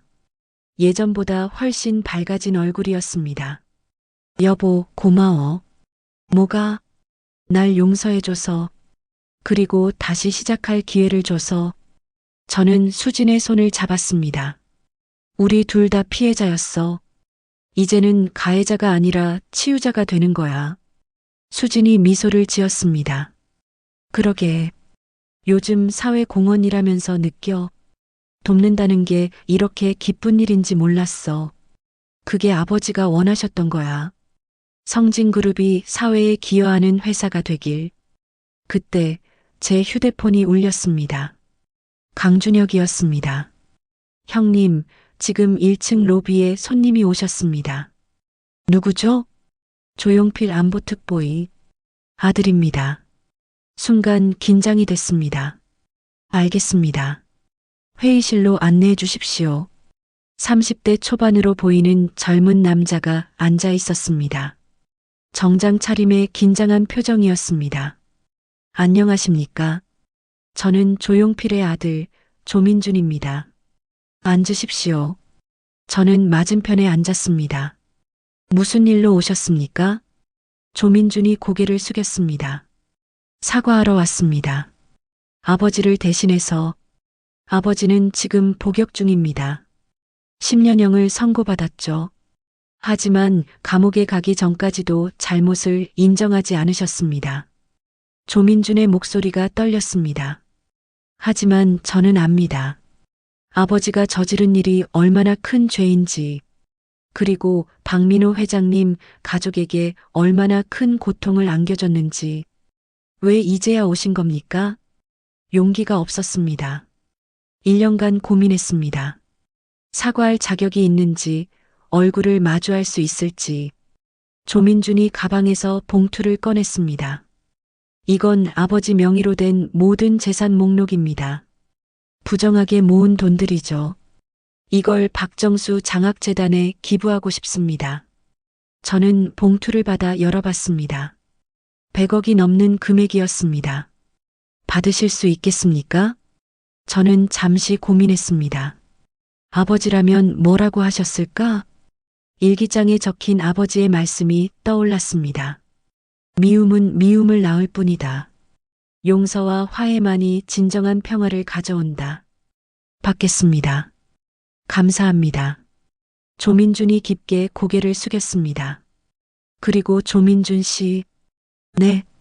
당신은 아버지의 죄를 짊어질 필요 없습니다. 당신의 인생을 사십시오. 조민준이 고개를 들었습니다. 그의 눈에 눈물이 고여 있었습니다. 고맙습니다. 그 말, 정말 고맙습니다. 오후 3시 박정수 장학재단 출범식이 있는 날입니다. 서울 시내 한 호텔 대연회장.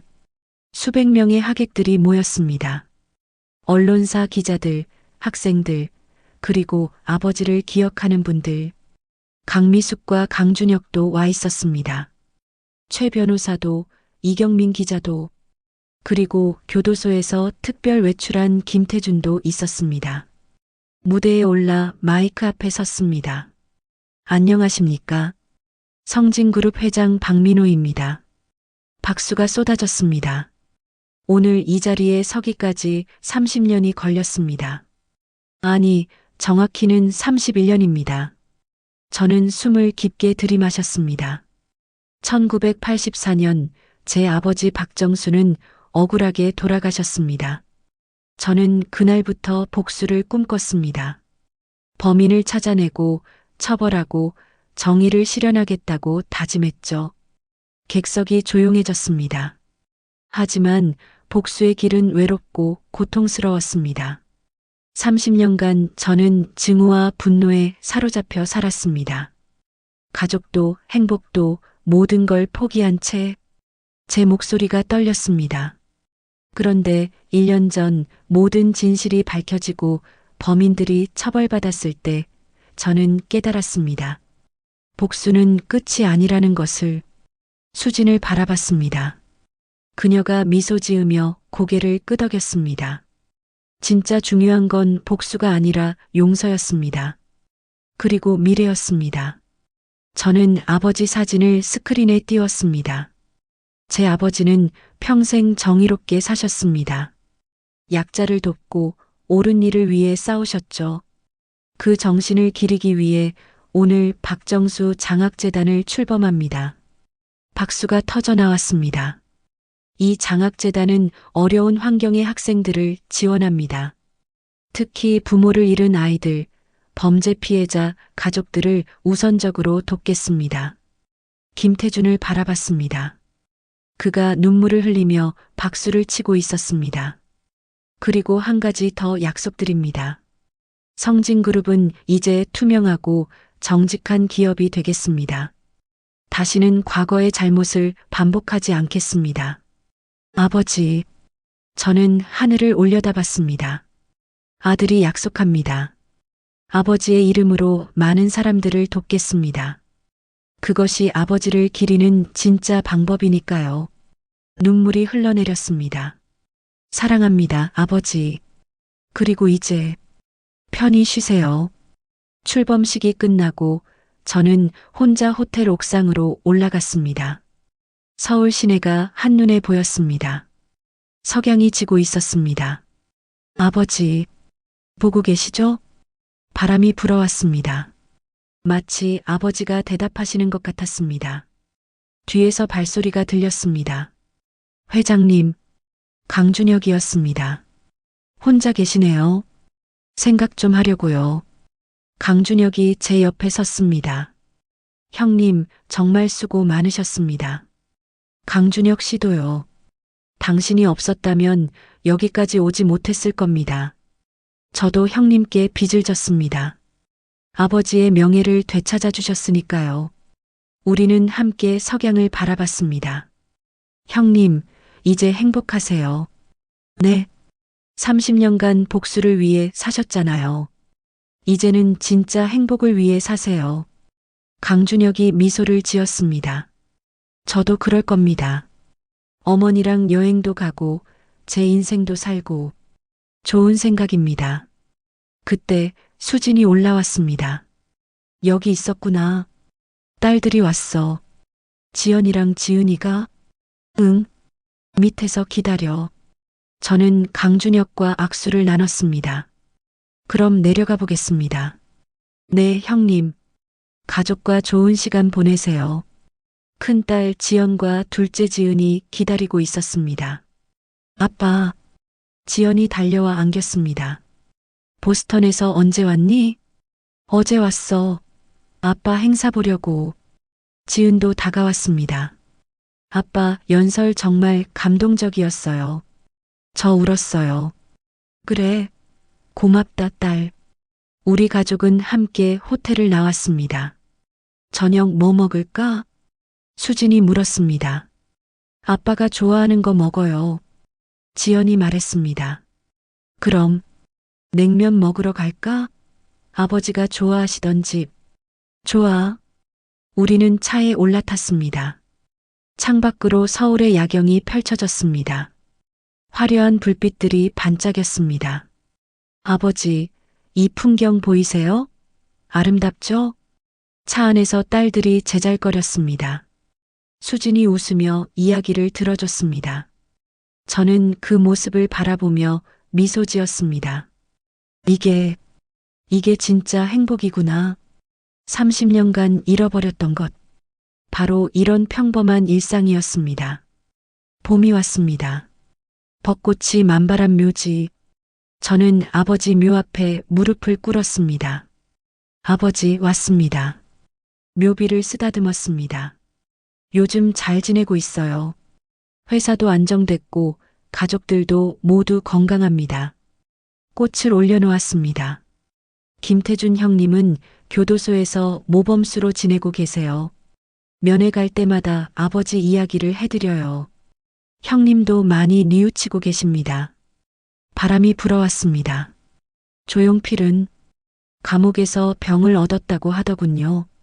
하지만 저는 더 이상 그를 미워하지 않습니다. 그저 자신의 죗값을 치르길 바랄 뿐입니다. 저는 가방에서 서류를 꺼냈습니다. 아버지, 이거 보세요. 박정수 장학재단이 올해 100명의 학생들을 지원했어요. 그 아이들의 편지예요. 편지 몇 장을 읽어드렸습니다. 박정수 할아버지, 고맙습니다. 덕분에 대학 갈 수 있어요. 저도 나중에 박정수 할아버지처럼 다른 사람을 돕는 사람이 될게요. 눈물이 흘렀습니다. 아버지, 아버지의 이름이 이렇게 많은 사람들에게 희망이 되고 있어요. 자랑스럽죠? 묘비에 이마를 대고 울었습니다. 미안해요, 아버지. 30년 동안 복수만 생각했어요.